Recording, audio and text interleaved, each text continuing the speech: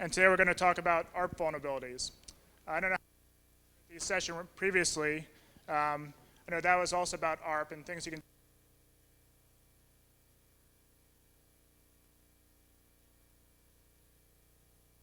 sick by the end of the day. Based on some tools and toys I've been writing over the last few years, mostly as a result of poor coding practices and screw-ups and everything else, I found you could really abuse ARP at all different layers. So, with respect to I'm going to quickly go over ARP. We already went over that a lot in the previous session, but for those of you who aren't here, we'll go over it again. Describe the basic ARP vulnerability. Describe the 2 or 3 basic types of attacks. And then we're going to talk about what systems are vulnerable, what different types of operating systems, as well as network devices. I'll describe some of the different types of countermeasures you can use, some of the different detection mechanisms, and then talk about the existing public domain tools and utilities that are out there, as well as some of the ones I wrote, and then we'll try to do some demonstrations at the end. So, and also, if you guys have questions, we're going through this, please don't hesitate to stop and ask. Okay, so quickly, at the most basic form,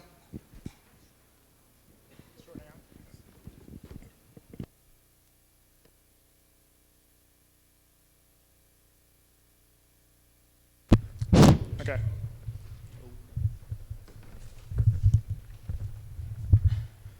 All right, we have too many cables up here. Okay, basically, ARP really performs the function of translating or mapping IP addresses to the MAC or lower level Ethernet addresses. It's more or less the protocol layer addresses. An ARP header is 28 bytes. And obviously, when you map that on top of an Ethernet, the Ethernet actual header, which is 6, 6, and 2 bytes, it's a pretty small packet. There's 6 general ARP messages. There's ARP request and replies, reverse request and replies, and inverse request and replies. They all do different types of mappings between IP addresses and the MAC addresses. We're really going to focus today on the ARP request and replies. Okay. Now, the general basic ARP request message is fairly simple. All it does is it contains the source IP address of the system requesting the information, the system's MAC address or Ethernet address. It contains the destination IP address and then the broadcast MAC address. Okay? So basically, when a system, say, wants to ping another system, it builds a ping packet, it travels down through the stack. When it actually tries to go out onto the Ethernet wire, it does a lookup in its ARP cache. If it has an ARP entry in there already or a MAC entry in there already, it'll just take that, plug it in, and send the packet on its way. If it doesn't have an Ethernet address, it basically builds its ARP request message, sends it out to the system across the wire. Each Ethernet NIC will actually look at the packets going by. If it's a broadcast, it'll ignore it unless it's its own IP address. If it's its own IP address, it'll basically pick it up, generate an ARP reply message, and send it back to the destination system. At that point, the system will basically build up and cache the IP address and the MAC address, and then send the packets on its way. So it's very simple, stupid. It happens all the time without anybody thinking about it. Now, the key problem here is that there's no authentication whatsoever with ARP messages. Okay, any system anywhere on the network, if they can see ARP traffic, can spoof replies to it. Now, there's the big problem is if you spoof a reply from one system to another, and there's already an entry in the system, it's going to overwrite it. Okay, because it basically takes the newest ARP entry first. If there's not an entry in the system, most systems will just actually add that entry blindly into their cache. Okay. It's been called ARP poisoning, cache corruption, ARPL. There's all sorts of different names for it. Now, as far as different types of attacks, there's really 3 general types. Obviously, sniffing attacks and session hijacking are more or less related, but denial of service attacks will go into a lot more detail, and you can have all sorts of fun with those. Now, sniffing on a hub is a very simple, stupid picture. Obviously, if you have a hub network, you will basically see all the traffic, all the unicast, broadcast, and multicast traffic. Now, switch sniffing is a little bit more of a pain in the neck. Obviously, in switch networks, you're going to see the broadcast and multicast traffic, and you're only going to see traffic destined for you. Okay, so just unicast traffic destined for yourself. All the traffic going through a switch is basically passed based on the MAC address, the source and destination MAC addresses. Okay. With respect to actually compromising a switch network, what you need to do, or the attacker needs to do, is basically fool the switch and the destination and the source of the connections into sending all the traffic through you. And then the poor system actually has to pick up the packets and forward it on to the destination. Now, here's a quick example. If client is talking to the server, basically, again, the client will generate an ARP request, broadcast across the wire. The server will pick it up and generate an ARP reply. Now, the hostile system will also see that ARP request going across the wire as well.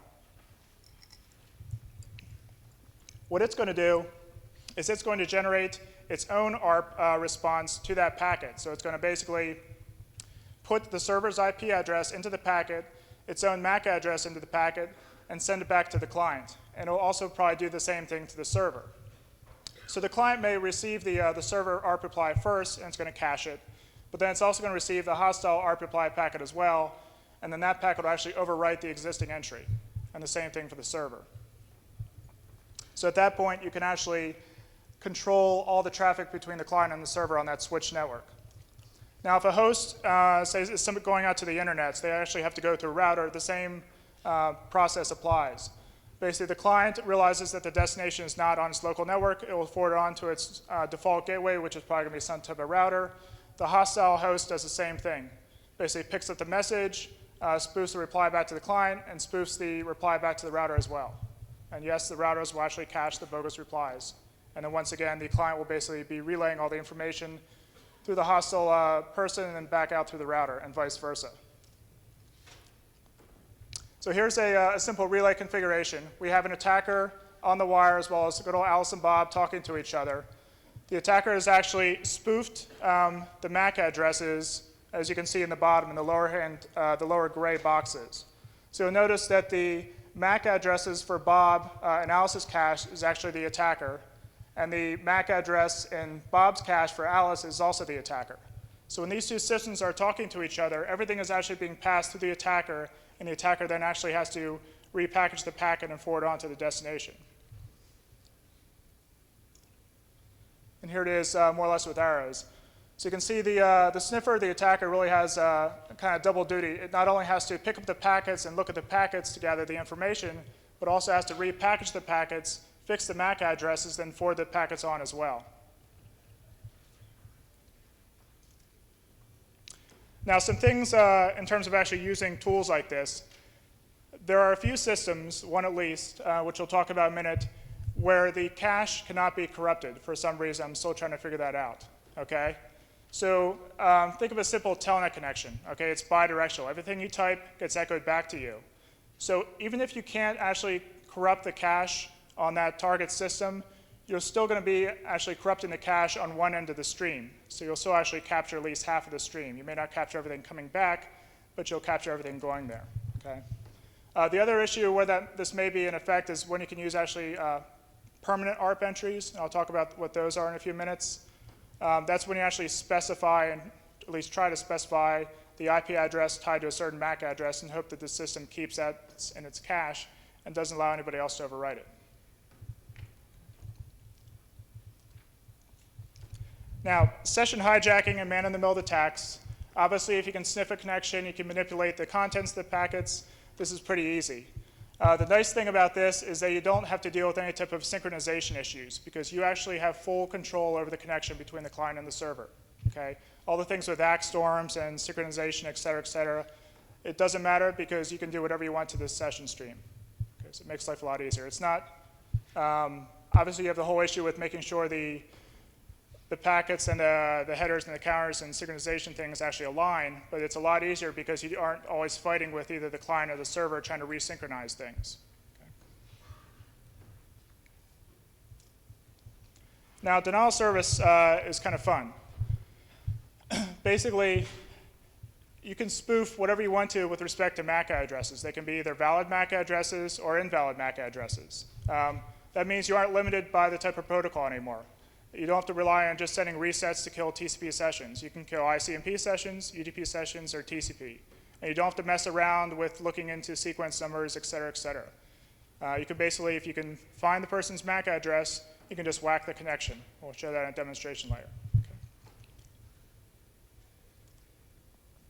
Here's an example of a DOS MAC entry. Basically, the attacker has decided to kill Alice's connection to Bob. So basically, generate a bogus ARP response back to Alice. Alice cached the bogus ARP response.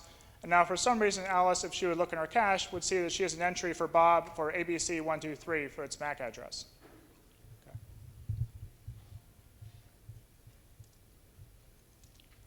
Now, we found all sorts of fun doing this in either our environment or lab environments or class environments.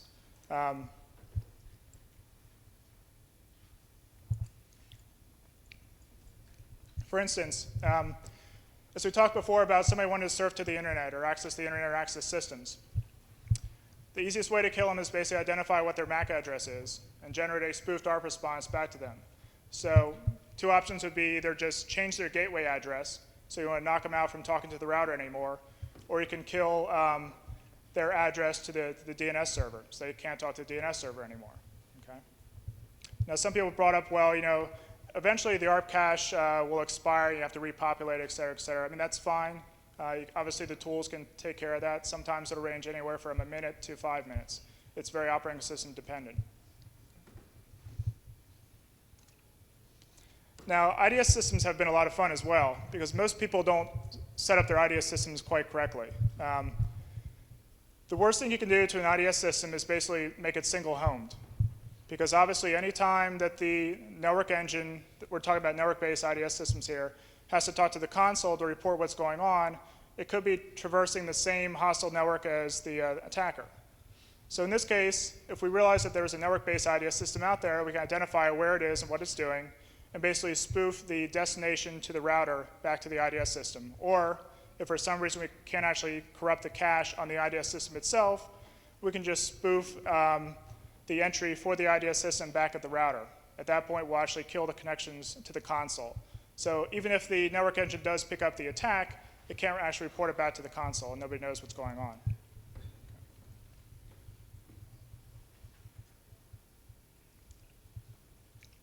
Now, this is fun also. We'll talk about this a little bit. If for some reason a hostile user is scanning yourself or another target, we played around a lot with this for Nmap. For some reason, I'm not picking on Nmap at all. This is probably applicable to other scanners as well. Every time it sends out a packet to you or to the destination host, for some reason it does a lookup on the Ethernet address and in your cache. So if you can detect that somebody's actually scanning you, you can send a bogus response back to the attacker with a bogus MAC address for you and actually kills the whole port scan. Okay, at that point, it's actually scanning nothing. Okay? So eventually it just gives up and goes away. And you can do the same thing for other systems as well.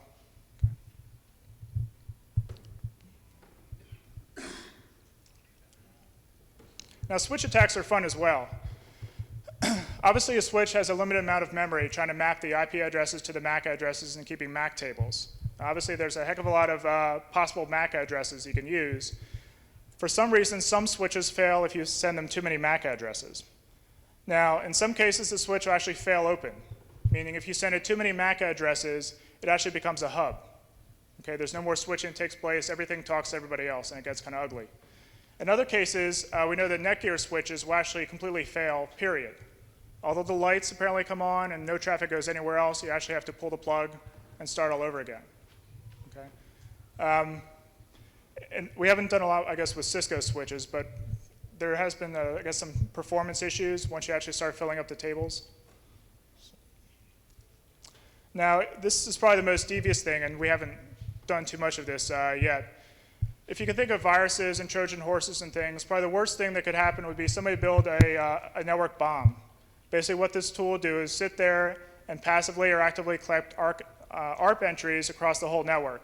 Okay, at a given time or a given timeout, it would take all those ARP entries and basically transmit or spoof ARP responses to all the entries it picked up. Now, I know, at least on our, for some reason, our Deloitte network, they've subnetted it such that we're seeing, at least 3, possibly more Class C addresses all on the same network. So if somebody were to use this on our network, we could actually take out at least 3 to 4 different Class C networks, or Class C address spaces. Okay? And there would be no actual defenses against this, as we'll show you in a few minutes.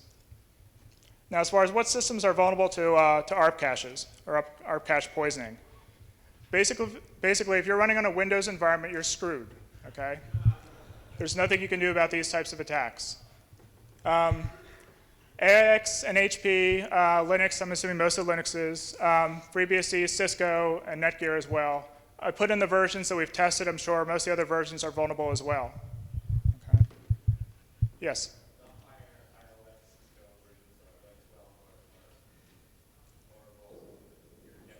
I'm guessing, yes. Yeah. We actually tested a PIX. I don't know what version the PIX was. But that went down as well. So. I'm sorry? It runs some version of iOS, yeah. We actually set it up. We had an attacker sitting outside of a PIX talking to the internet gateway. We basically were able to corrupt the ARP entry for the internet gateway and basically brought the firewall down. Aha. For some reason, Sun Solaris will not allow you to overwrite the existing entries. I'm still not sure why. If anybody has any ideas, I'd be interested to hear about them. And that's when we talked about when some systems don't allow you to overwrite or have the ARP entries and you're getting the one-dimensional or one-direction streams. If I have a Linux box talking to a Sun box or a Windows box talking to a Sun box, I can only grab half of the session when we're doing the relay-based attacks. Okay? Yes? Solaris has two ARP caches.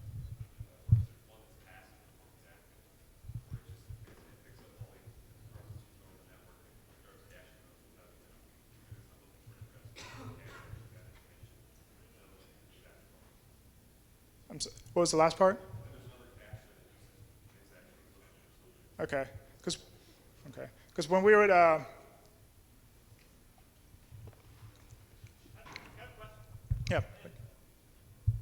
For operating system support, cluster or failover servers, how do they achieve that and still not be vulnerable to this type of vulnerability?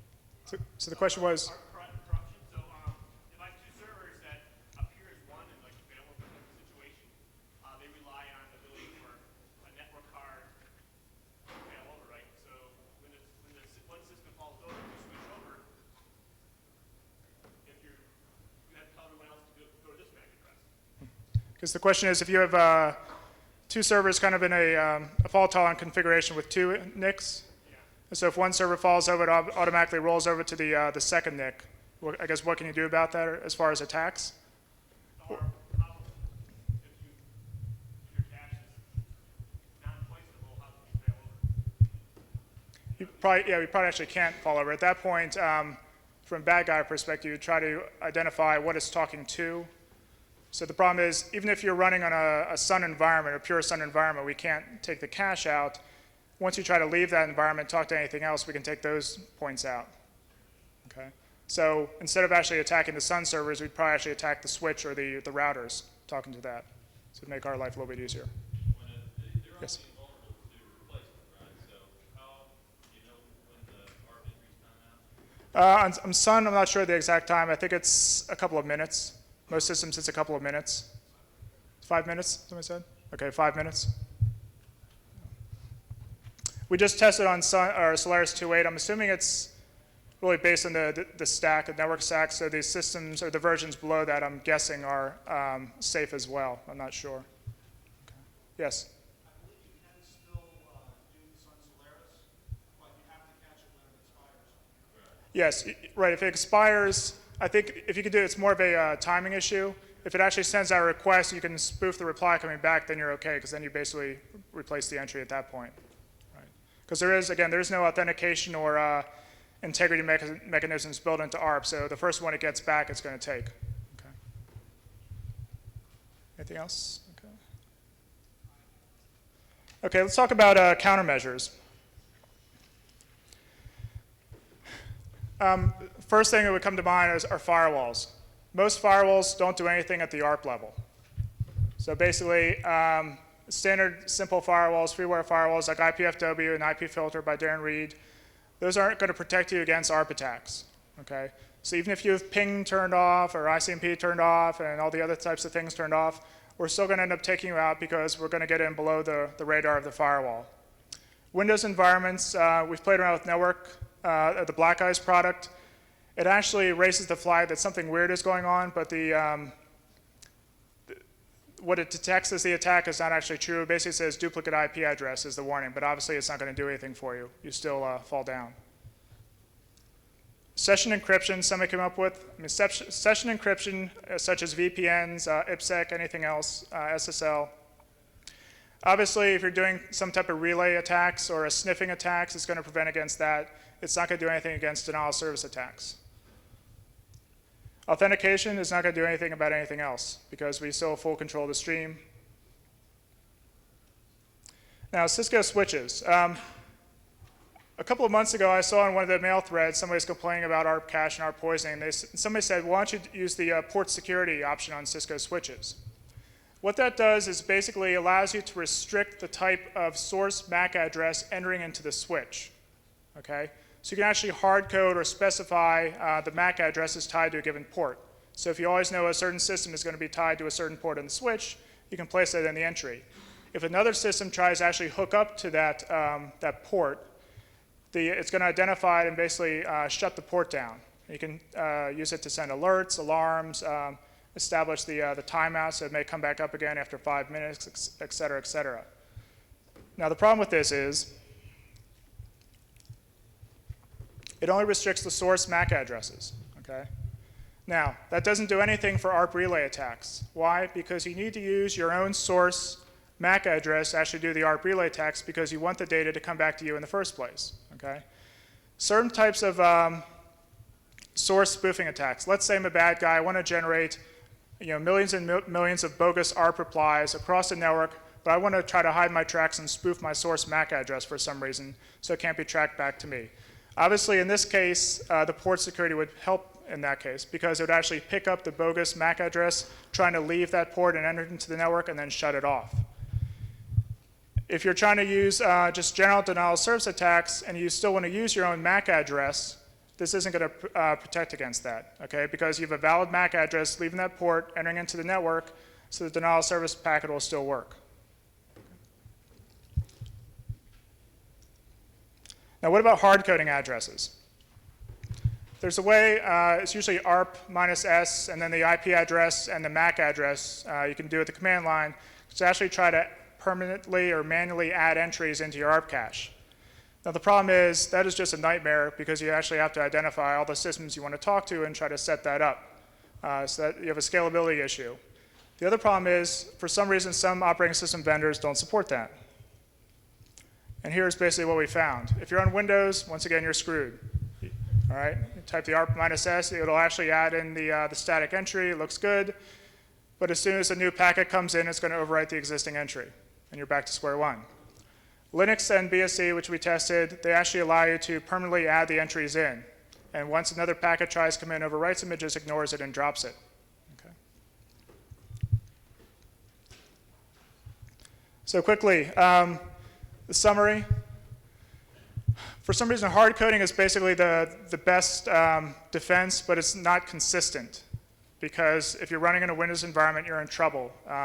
BSD and Linux, and I haven't tested the other Unixes yet, you may have a little bit better luck. As you'll see, in all cases, denial of service is probably the worst thing that you're going to encounter with MAC addresses. Okay. Port security does a little bit in terms of sniffing and session hijacking, et cetera, et cetera. But basically, the denial of service is really the key thing. There's really no way to get around those types of attacks. And what about detection?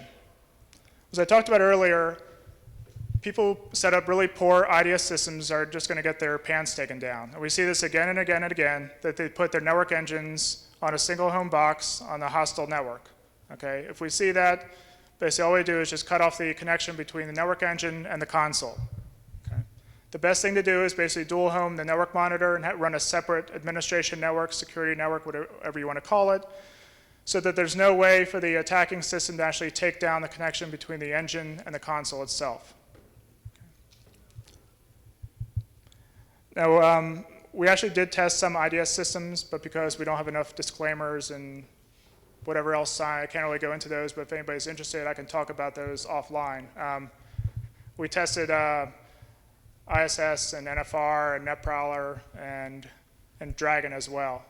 It had some interesting results for those different IDS systems. So OS level detection. So what operating systems are going to realize that somebody's smacking you? Well, basically nobody, for some reason, except BSD. BSD will complain and say, hey, this station is trying to switch its MAC address.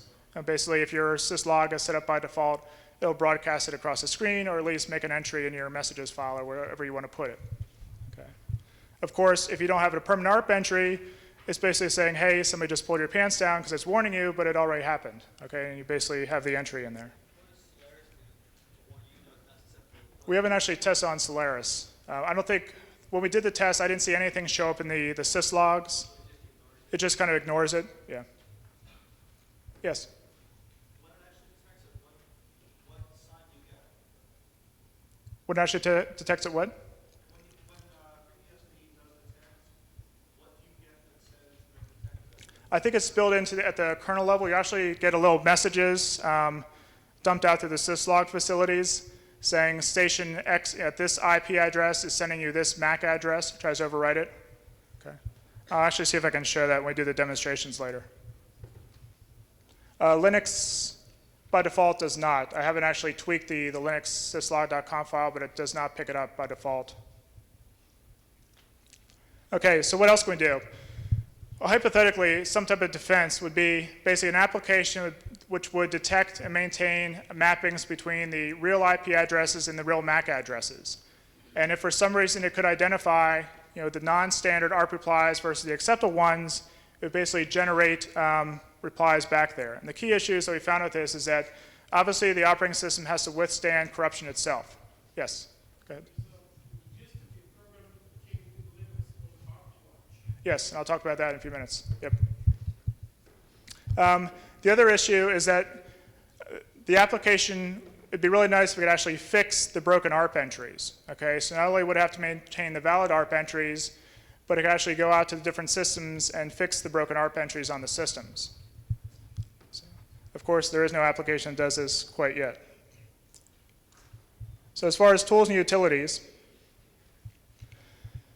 dsniff and hunt are probably the most common tools out there that use ARP and ARP-based attacks. dsniff is written by Doug Song. Basically, it's a sniffing utility. It works fine across hub networks or switch networks. It actually has an ARP relay capability built in. And I encourage any of you, if you haven't used it before, to go out and use it. It's pretty neat. Hunt, written by Craw, is basically a session hijacker. Okay? And it also has the ability to do sniffing and session hijacking on switch-based networks. Okay. Some people complain about the GUI, but it's a pretty good tool as well. Basically, you can go out, you can grab MAC addresses, you can grab the sessions, control the sessions, and basically do the ARP replies and spoof replies as well. Okay. Now, there are a growing number of others which I've seen out there. I believe there's actually one tool that I've seen out there. I cannot remember the name offhand. That actually works in NT right now. I haven't actually tested out in NT yet, though. Yes? It's what? T-Site? Yeah, T-Site, that's been around. What? Snarf? Snarp, S-N-A-R-P? Okay, so Snarp and T-Site. I think T-Site was the old UnGuard product. Is that right? Yes. Okay. Monitoring, somebody just mentioned ARP Watch. ARP Watch has been around forever. Basically what it does is it maintains mappings between IP addresses and MAC addresses. And the unfortunate part is it actually uses SendMail to notify you when it happens. So by default, Linux has it installed. If your SendMail isn't configured, it kind of complains a little bit. So basically, the key thing with the ARP vulnerability is it's very simple, it's stupid. ARP has been around since 1982 when the first RFC came out. Okay? It has a great deal of annoyance potential. All right? There's very few defenses about it. Obviously, if you're in a Windows environment, you should be pretty concerned, okay? Because there's very few things you can do about it at this point. Probably the best thing that we found is really identifying when this is happening, but very few people actually look at their ARP cache, and we'll show you in a few minutes, when you actually do relay-based attacks, there's very little that shows up. Sometimes there's a little bit of a lag in the session, but again, it depends on the system and the way the network's working.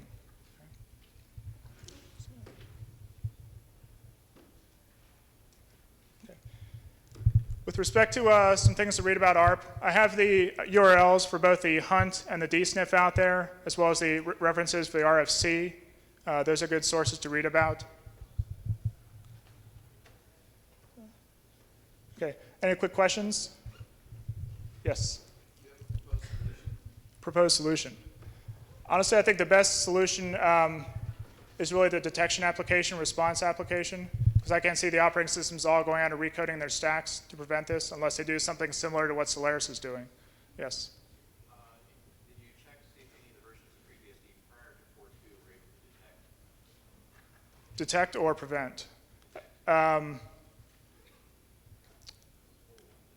4.1 did. I want to say 3.4 did as well. I'm not sure of anything below that. I first started this back in 3.1. So 4.3 also does pick it up as well. Okay. Any other questions? Yes?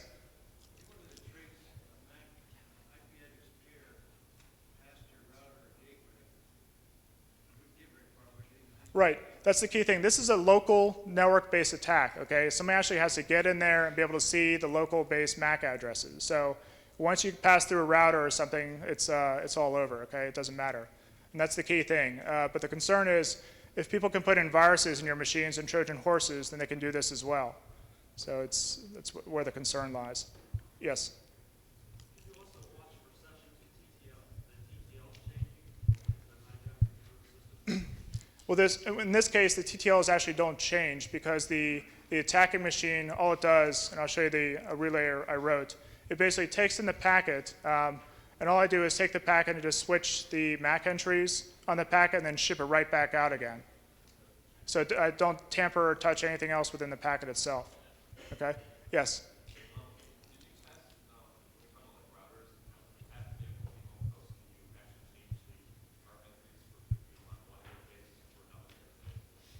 Okay, so the question is, can you actually change the ARP entries on one interface for another interface? Yeah. I did not test. I want to say no for some reason, just because it's passing from one segment to another segment, and the router will actually try to block that. I'm sorry? Okay, so says Cisco won't take that. Okay. I think if you had a bridge for some reason, you're actually passing the ARP entries back and forth, you might, but there's no reason to do that. Okay. Yes?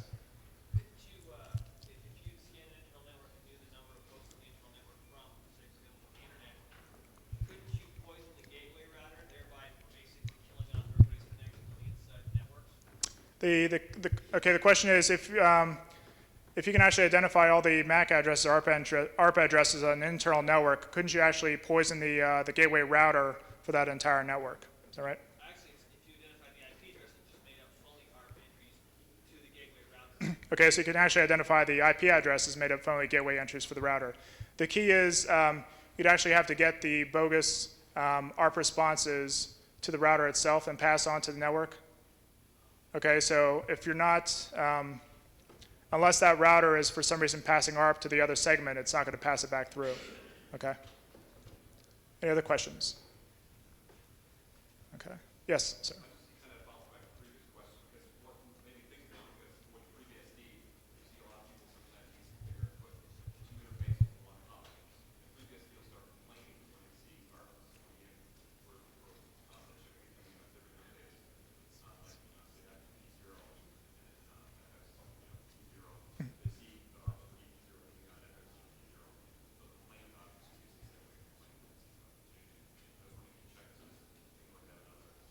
With systems. Okay, so the question is, in BSD, it complains a lot when you actually have two NICs sitting on the same hub.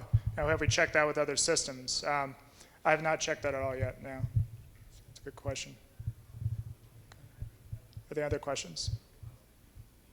Okay. Okay. Yes? It's actually more of a statement than a question.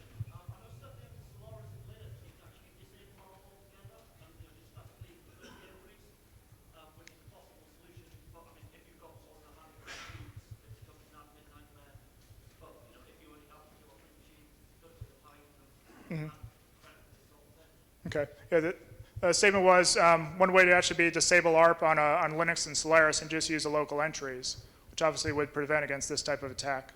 So that's true. Again, the key thing is it's a kind of a management issue because you actually have to know all the different MAC addresses across the that you're going to be talking to. Okay. Any other questions? Yes. I'd like to throw something out. Since you didn't test any real IDSs, Snort has an ARP preprocessor that will detect all of this, and it can take about 20 minutes worth of code to actually have it kick back responses so that your ARP cache is fixed. Okay. The comment was about Snort. Yes, a real IDS system as opposed to the other ones we were talking about, which is probably true. Don't tell the vendors that. They can actually reprogram it to actually send back MAC addresses as well. Yeah, it could. Right. And the interesting thing is one of the tools I have, I'll show you, it actually maintains IP address pairings, both for the valid IP address MAC pairings as well as the bogus ones. So when I actually issue a bogus MAC address, it still knows the real MAC address. So it'd be just as easy to actually go through that list and reprogram everybody's MAC addresses to the correct addresses. So, right. Okay. I know there's been a lot of questions I've seen on mailing lists as well as, can you spoof your own source MAC address? And the answer is yes. I know in BSC there's a certain kernel file you need to go through and actually change and tweak, but then you can create any type of MAC address you want. I know there's been a lot of questions about how do you do that, is that possible, et cetera, et cetera. So you can spoof your own source MAC address. Okay. Any other questions? Okay. Yes? Have you looked at anything with Linux with bonding of the two network cards bonded together with virtual MAC address? Okay, so the question is, have you looked at Linux with two network cards bonded together with the same IP address, with MAC address? Well, virtual MAC address. So the same virtual MAC address? No, I haven't looked at that. Okay. All right, we're going to try to do several type of demonstrations. We can keep our fingers crossed.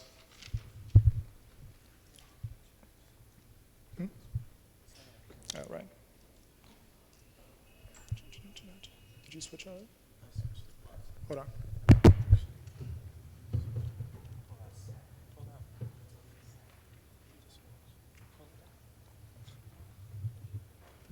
I can program, but I can't. Wait, this one's plugged in. Well, let me show the demo first.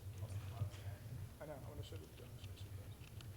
Let me show you what the demo network looks very quickly.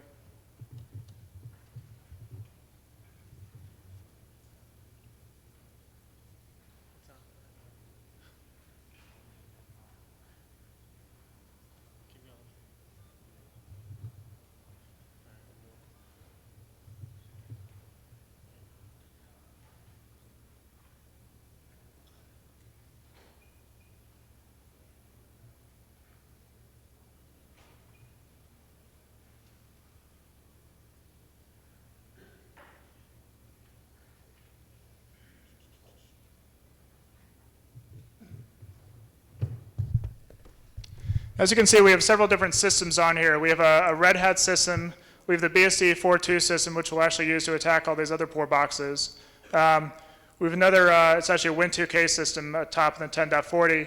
We also have a Win2K system operating over a little wireless network into the switch as well. We're thinking about doing this on the wireless network out here, but I'm having trouble getting my Cisco card working under BSD. So if anybody has done that yet, please, there's a book up here for somebody. So it's just a nightmare. All right.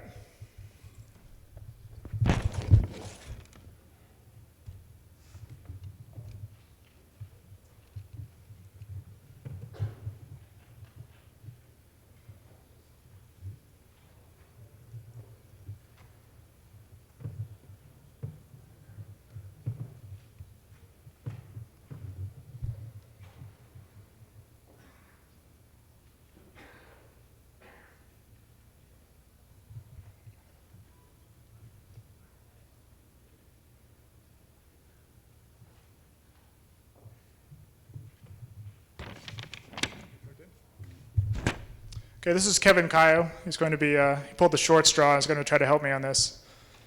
The first thing we're going to do is, what I mentioned a scenario about doing web surfing and killing web surfers. So Kevin's going to actually surf to the Linux box here, which is on its last leg, so I hope it lasts through this demonstration. So basically it goes through and sets it up. Which one am I using?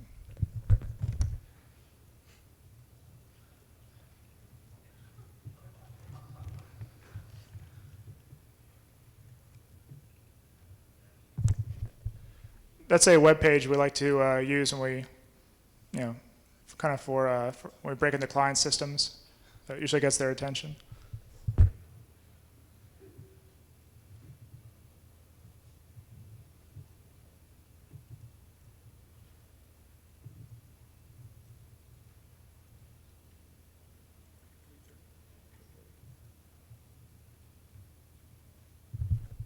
Okay, so the first thing I'm going to do, if you can see the menu of the people in the back, there's several different options here. Instead of using ping or anything else, I'm actually going to just use pure ARP for this tool. So basically what I've done is I've gone through and I've gotten Kevin's MAC address off his box. Okay, so basically I type in the target IP address that you can see at the top of the screen. It generates an ARP request message. And if I'm lucky,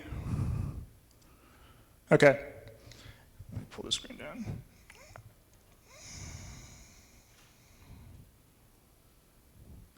You can see at the top right now, I have an ARP list going.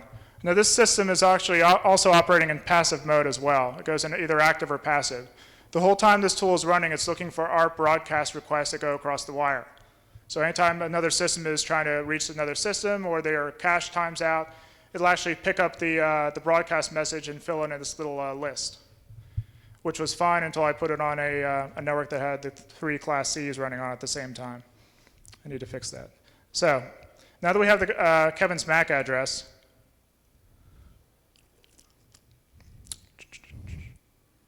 nice. You'll notice the wireless network that for some reason we're bridging at on the bottom. We'll leave that one alone. We'll pick Kevin. Now for the spoof source, we're going to actually pick the web server.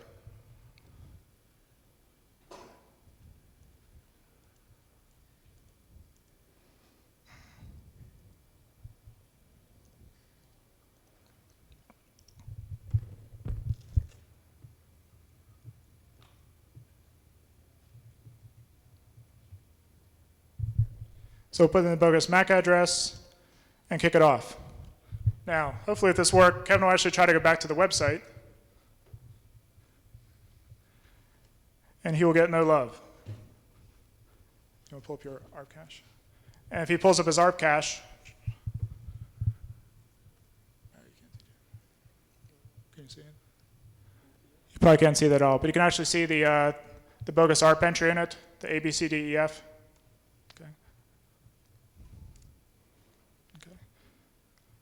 So the other option we could do, again, is if for some reason the web server was not local, we could do the same thing for the router. We could either spoof his address to the router or spoof the router's address back to him. Okay. Now the second thing we're going to try is the actual relay application.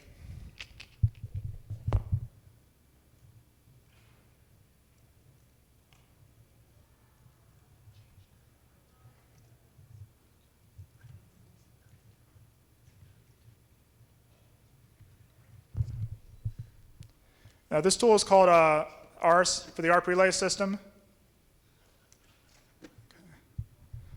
Basically all this does, when I was writing these tools, the one thing I was concerned about was performance with respect to relays, all right? Because obviously if you're not only sucking packets in, tweaking them and spitting the packets out, you want to do it as fast as possible. So this is actually a pretty stupid stripped down tool. All it does is just relay packets back and forth. The other thing this does is it actually captures all the data as well. The other option is you could actually use TCP dump listing on the interface, because once it actually sets up the relay, you're going to be getting all those packets. Then you can just run TCP dump. It'll basically snarf everything out. You can decode it and manipulate it later. Hold on.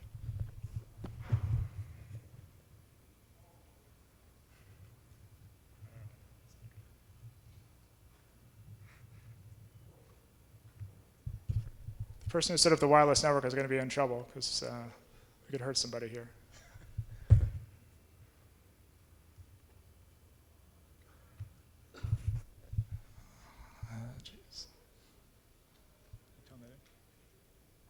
So Kevin's going to telnet into the Linux box.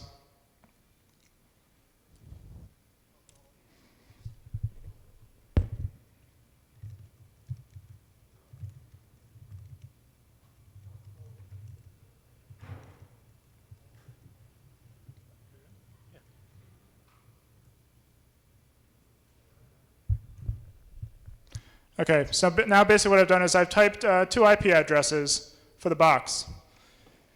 So what I've done is I've not only typed the MAC address of the Linux box, we've also typed the MAC address of Kevin's box as well.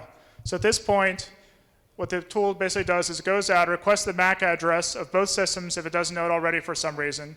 It sends the spoofed ARP responses back to those systems with my MAC address instead. At that point, then my poor little box here will have to take all of Kevin's packets and basically relay the stuff back and forth. And he killed it. Nice. Yeah, hold on.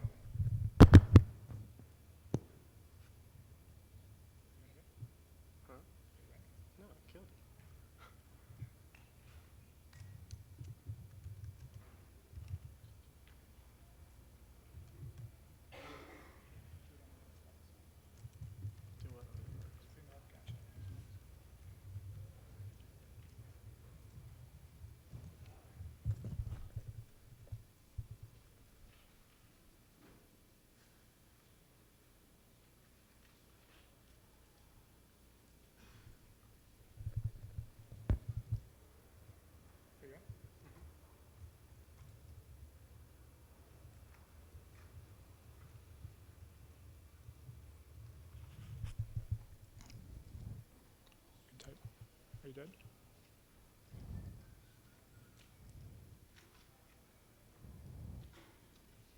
Nothing? All right, we'll come back to this one later.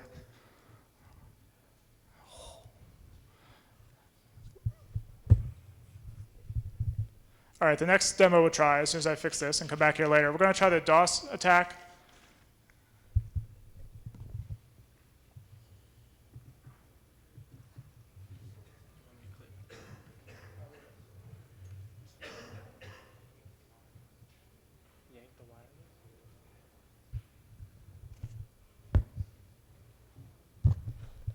This one we're going to do is actually go out and grab all the MAC addresses of the systems on that network.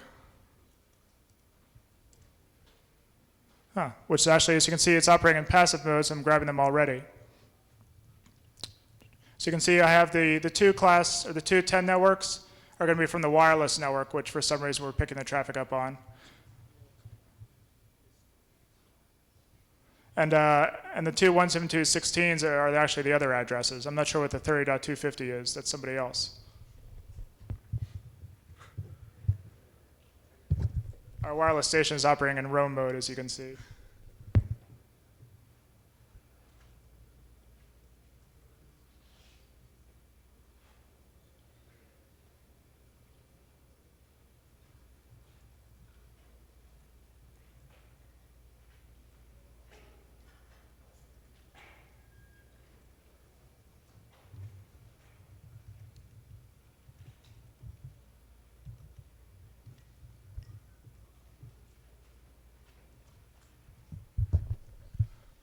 Okay, so as you can see, we now have entries for 6 different systems in our ARP cache, or the ARP table up here. Basically, it's nothing more than linked lists doing the maps back and forth.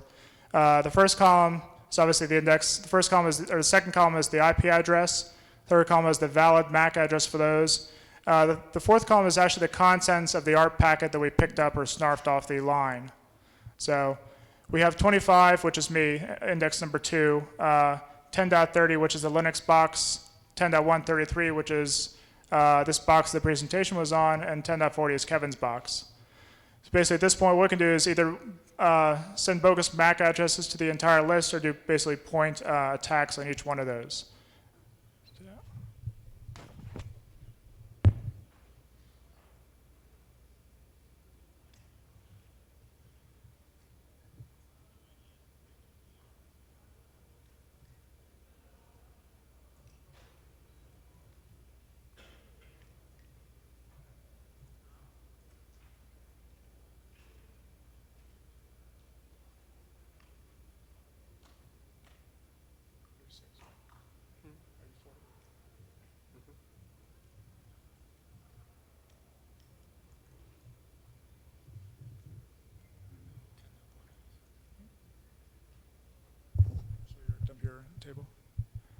So I've DOSed at this point not only the Linux box as well as Kevin's box as well.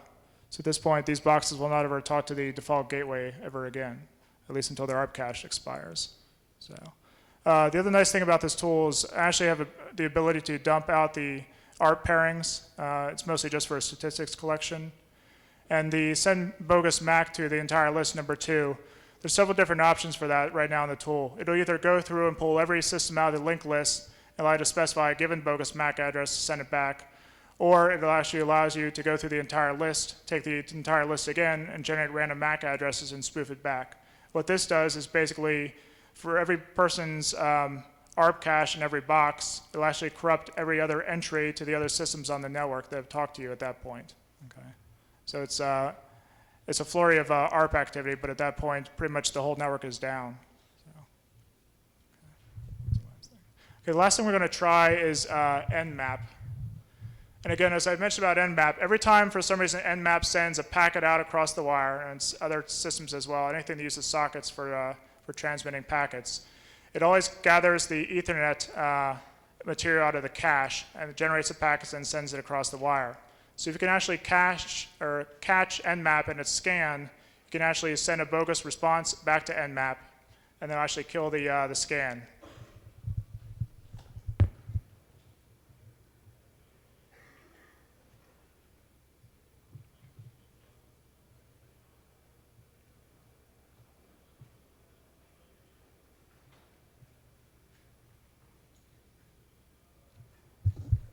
So in this case, I know it's coming from the Linux box, which is 172.16.10.30.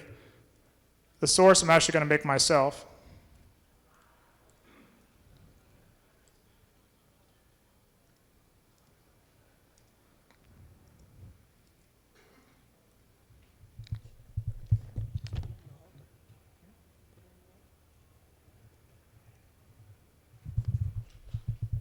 So Kevin's going to actually kick off the scanner,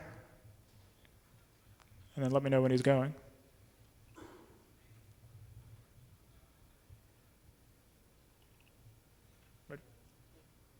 Okay, so at this point, if we can actually bring Kevin's thing up, which I'm not sure we can, Nmap has basically started the initial scan, okay, and as I'm caching the packets, I actually send a bogus response back to him, and basically at this point, the scan is still going on, if I can run a sniffer here, but the packets are actually going to a different bogus MAC address, okay?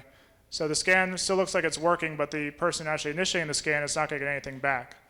And we're trying to figure out what's the best way to do this.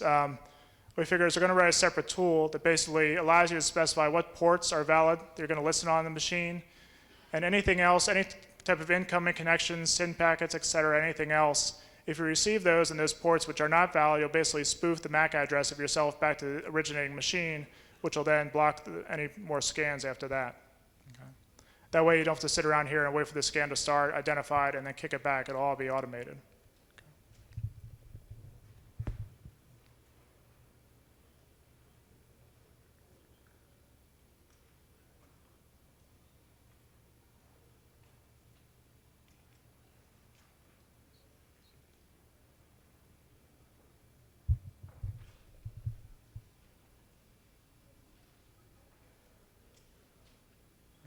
All right, are there any other questions? I'm going to try this relay thing again after that on some of these tools.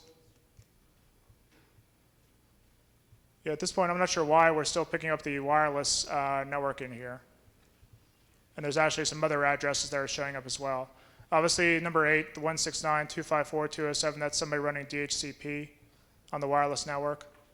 And the rest of these people are on the wireless network outside.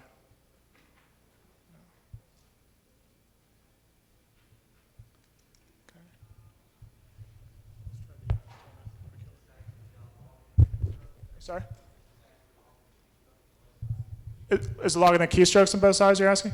Yes, it actually picks up the entire packet. Right now, I have the ability to run TCP dump and snarf the connections. By default, this will actually pick up all TCP connection and it dumps it out to a socket file. Basically, it has a source IP, destination IP, as well as the port connections, and it dumps it out in ASCII. Any other questions while we're fixing this and trying this again? The first tool is called ARS. That does the relaying, the ARP relay system. The second tool is called FARP at this point. Yeah, somebody keeps asking what the F stands for. Smart people. Okay. Any other questions? Yes? If you overload a switch, does it overload, does it just make that one switch port a hub, or does it make all the switch ports on blocks hubs? The switches that we tried, it actually makes the entire switch. These were single switches. These are not in something like a catalyst with umpteen different blades. These are just single switches. Made the entire switch a hub at that point.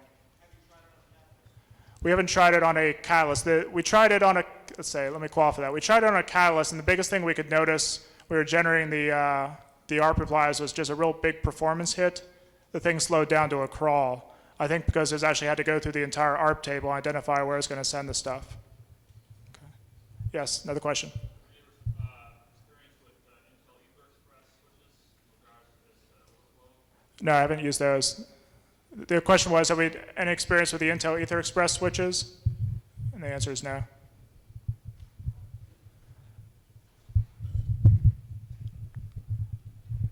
Any other questions? Okay. All right, we'll try this relay thing again.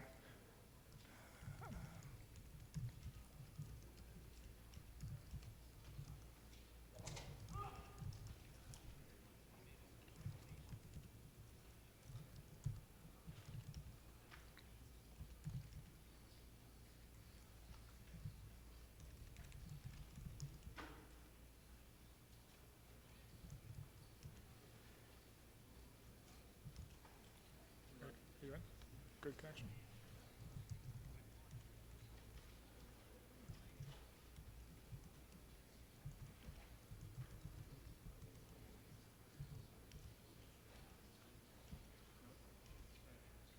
Yep.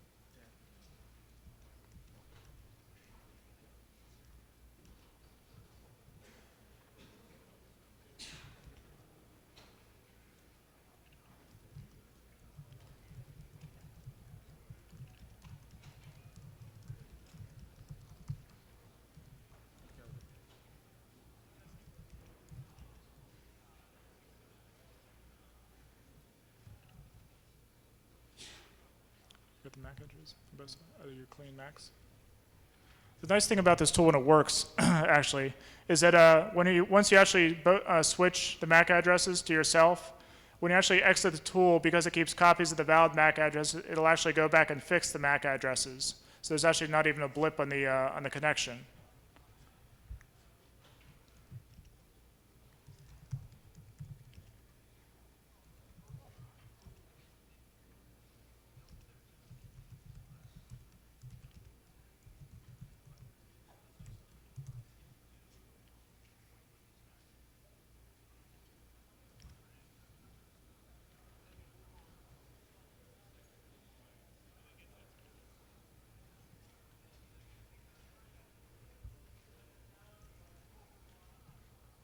Are we on?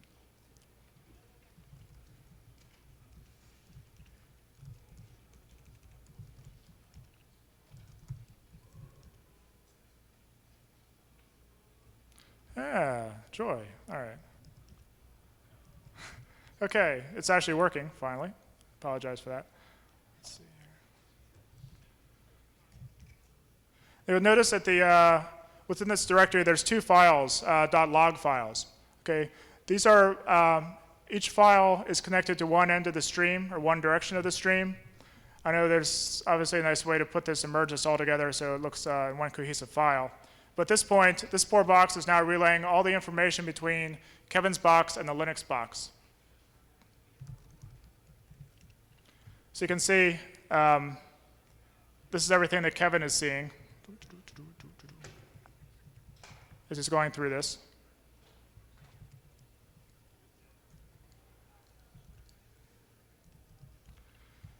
And this is everything that Kevin is typing. Obviously, with the logins and the passwords, you don't get those echoed back. We see he typed in the username Robert, the password Bunnyman, and then these are all the commands that he's typing, okay, through the actual screen.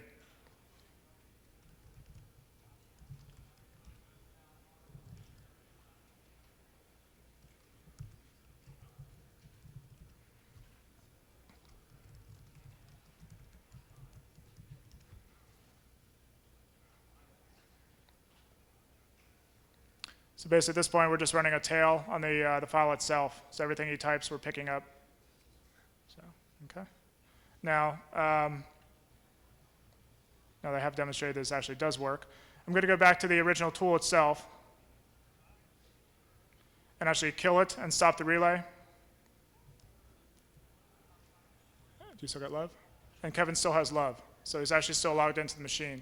Okay? So it didn't actually kill the connection. So and at that point, I just have the logs of his session on both sides. Okay? Questions? Where's the tool available?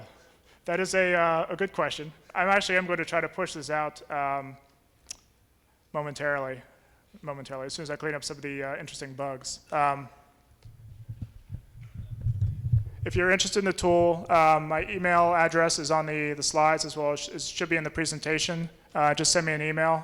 I can let you guys know. It's probably going to be just on I'll probably just put it on a website somewhere. Okay. There's some of the things I want to actually add into the tool is building in the TCP packet capture right into the relay itself, so you don't actually have to run it separately. Right now I just picked the ability to just log TCP connections in the relay, but I'll probably just do it raw, so you don't have to run it twice. And then the other tool, the FARP tool, which does all the denial of service attacks, there's just some GUI things that need to be cleaned up and some interesting functionality I'd like to add into it. So, okay. If anybody has any ideas or questions or anything else in the tools, are more than open for comments as well, except in the coding. So, okay. Yes? What's the email? Email's not there. It's pull it back. It's mbeekey@deloitte.com or beekey@clark.net. I'll pull these things up here.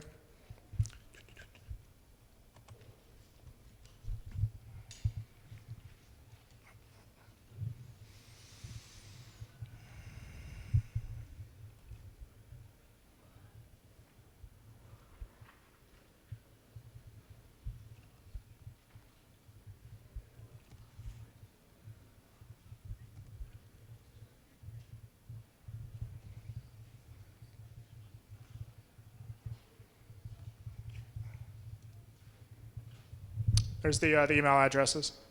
So either works. Any other questions? Okay. Well, thank you very much. The next session I think is going to be similar. It's also going to be an ARP and ARP attacks. So you can get even more ARP love this afternoon.